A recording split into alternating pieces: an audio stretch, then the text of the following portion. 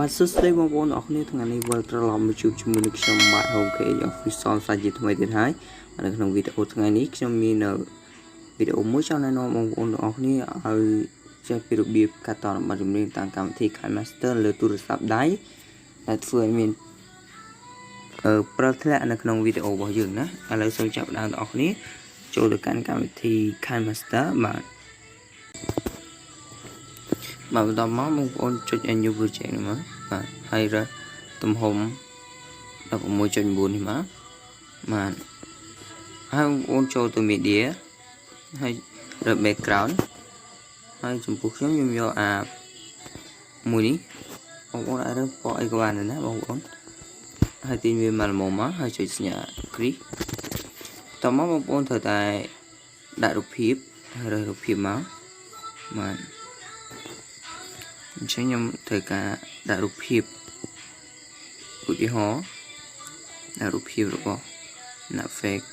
ខ្ញុំចង់ធ្វើពីបទចម្រៀងរបស់អ្នក fake នេះខ្ញុំធ្វើរូបភាពគាត់ណាអូខេឥឡូវយើងទៅរើសចម្រៀងបាទ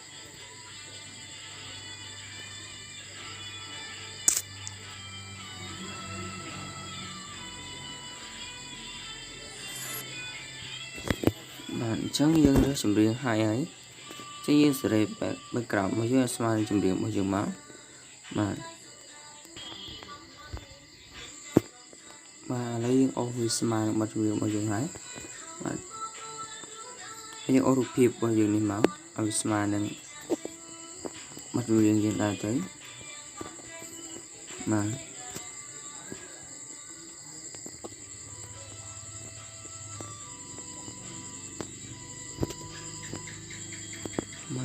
អញ្ចឹងយើងស្មើហើយឥឡូវយើងចាប់ផ្ដើមដាក់ព្រិលណាដើម្បីវាមានព្រិលអញ្ចឹងបទចម្រៀងរបស់យើងខ្ញុំ play ឲ្យមើលណាអត់មានព្រិលទេបាទ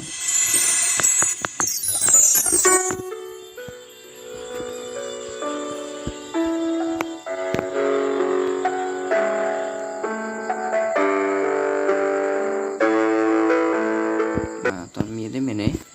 បាទអញ្ចឹងដើម្បីទៅដាក់ព្រិលយើងចូលទៅ layer ម្ដងទៀតហើយយកពាក្យ media ហើយយើងរើសអាព្រិល green screen របស់យើងនេះមកបាទអញ្ចឹងបងប្អូនអាច download ព្រិល green screen នឹងបានតាមរយៈ vidmate ណានៅលើ YouTube បាទចំពោះវីដេអូមុនខ្ញុំបានបង្ហាញពីរបៀបនៃការ download នៅវីដេអូតាមរយៈ YouTube បានរួចមកហើយណាអញ្ចឹងបើសិនបងប្អូនអត់ចេះ download ទេអាចតាមដាននៅវីដេអូកាលពីថ្ងៃមុនរបស់ខ្ញុំបាទឥឡូវយើងឃើញថាវាមានពណ៌បៃតងបិទបាំងនៅរូបភាពរបស់យើងមែនទេអញ្ចឹងយើងចូលទៅ chroma key បាទនេះ chroma key អូខេចុចលើវាមកហើយបើកវាមកបាទអញ្ចឹងឃើញវាបាត់ដែរប៉ុន្តែវានៅស្នាមពណ៌បៃតងតិចមែនទេអញ្ចឹងយើងត្រូវសេរីវាឲ្យវាបាត់កុំឲ្យមានស្នាមពណ៌បៃតងអូខេបាទ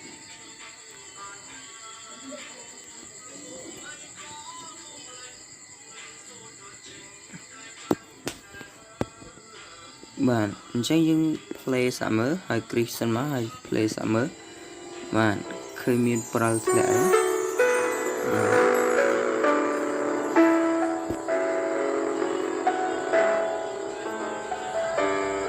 បាទ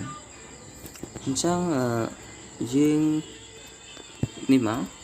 ដើម្បីបានព្រិលរហូតដល់ចប់យើងលើគេបងអស់ហ្នឹងហើយដែលមានពាក្យថា duplicate នឹងមកបាទចុចលើវាហើយសេរីវានៅបន្ទាប់ពី green screen វីដេអូ green screen យើងមុនមក